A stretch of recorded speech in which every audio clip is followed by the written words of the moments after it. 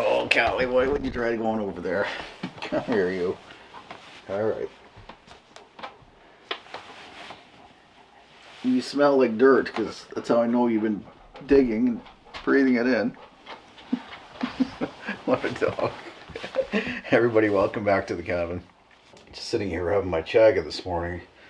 I was thinking about a lot of the comments that I've been getting lately about just uncertainty. People are stressed and the fear of AI and robots and digital world and everything. And I think what people are missing is that I think over the next 5-10 years, we're going to end up with a much greater standard of living and a lot larger economy than we currently have as a result of the technology improvements, the boom that we're getting in technology. It's akin to the when electricity became a thing or the beginning of the Industrial Revolution. We're at that kind of major change in society, major improvement in people's lives, I think. There's going to be a lot of, obviously, minor disruptions while that transition takes place or while it accelerates, because it's been taking place, obviously, throughout most of our lifetimes.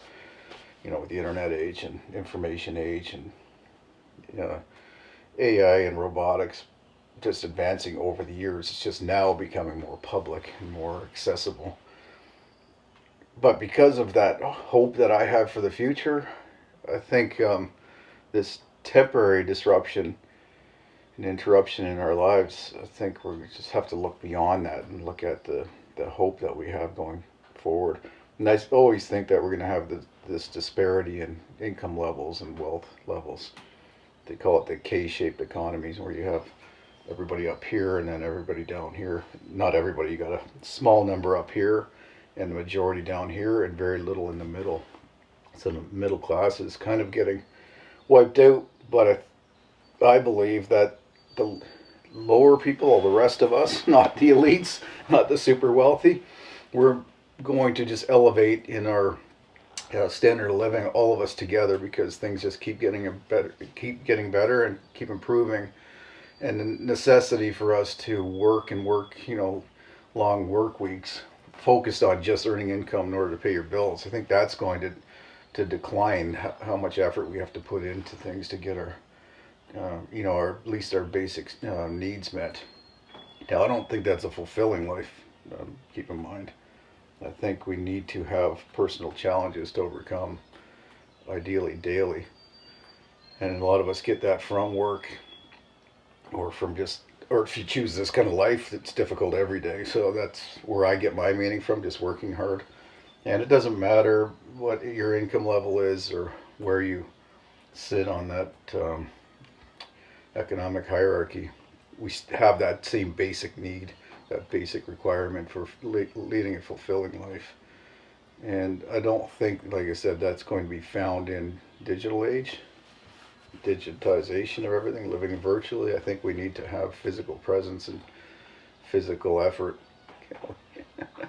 I think we're just going to need to try to provide as many of our basic needs ourselves as possible in order to feel fulfilled. I think for the majority of people, our biological nature is just too hard to overcome, and I don't think we should. That's why I try to show what I show on this channel. And if you've been following along, and maybe you're already a Hearthside member, I have this membership on my website where I'm posting a lot more videos and content that just does not please the algorithm, does not get shown to you. Like, so many people that are actually subscribed to the channel never see any of my videos, but they definitely don't see these videos that are algorithmic, unattractive to YouTube or any of the other social media platforms. So the things that are just more relaxing, me sitting around the fire and then droning nature and showing wildlife, all the things that I find beautiful and relaxing and meaningful around me. I don't get to show as much of that because people just tune out, or the algorithm just doesn't show that to people. So I've had to make this change. So I've been uploading those on the website. So I'll put a link below. You can find that. Now, I don't want this video to be about that. I want it to be about hope. I want to just remind people that, yeah, we're going to have temporary hardship and difficulty getting access to affordable food and shelter and energy, but it's temporary, I believe, and that soon things will improve, and that it's something to look forward to. And the benefit of this, the overall major benefit of where we're headed, is that I think we're going to be able to choose to do what we want to do with our lives instead of just going and doing that job that we hate and sitting in traffic and just working for somebody else without any reward. I think the days of that are coming to an end in our lifetime, depending how old you are. So I think it's the time to start focusing, start thinking more about what you want to do with your life, and take steps in that direction. And I hope a lot of people are going to choose this. Obviously, not everybody, because there's just not enough room for us all in the country.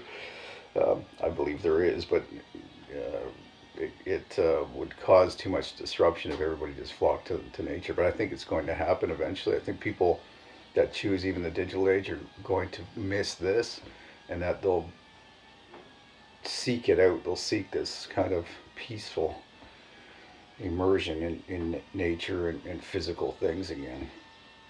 So that's my hope for humanity, at least, and my hope for you. But like I said, focus on the life that you actually want to lead, the things that you want to do with your life, the things that you want to do every day, the people that you want to have around, and just start working in that direction. Start taking those steps required to reach that life that you want. Maybe it takes 5 years, maybe it takes 10 years. I've been saying since I started this brand 12 years ago or whatever it was, that to me everything's a 10 or maybe even a 15-year plan. You don't just wake up tomorrow and move to the country or build a cabin and move into it or do whatever, do a major life change, and it's there. It takes time, and a lot of people are saddled with debt that they have to get rid of first, or work out family issues or whatever. But you just have to take those steps, and 10 years from now, 56 now, if I always wanted to start my life over now, or find a new direction, if I started now and then I'm 66 by the time I achieve it, it's still worthwhile, and I'm going to be 66 whether I've done it or not. So I'd rather be 66 living in the place and living the life that I want to live than being 66 and still regretting that I haven't done anything to improve my life or to live the life that I want.